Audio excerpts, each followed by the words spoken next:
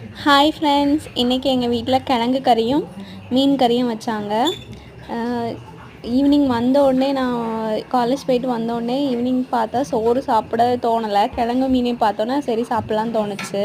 Morning வந்து காலேஜுக்கு இட்லி வச்சுருந்தாங்க. ஸோ அதையே நான் மதியமும் கேட்டு வாங்கிட்டு போயிட்டேன்.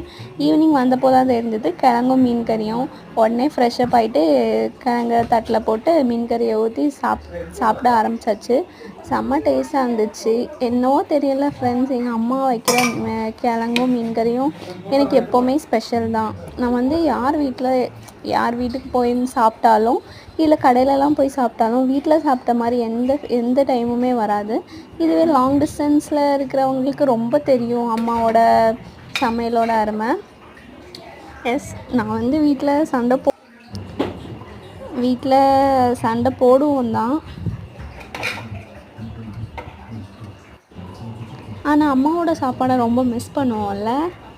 சரி, அம்மாவோட சாப்பாடு பிடிச்சவங்க சேனலுக்கு லைக் பண்ணி கமெண்ட் பண்ணுங்கள். யாருக்கெல்லாம் கிழங்கு கறி பிடிக்கும்னு கமெண்டில் சொல்லுங்கள்.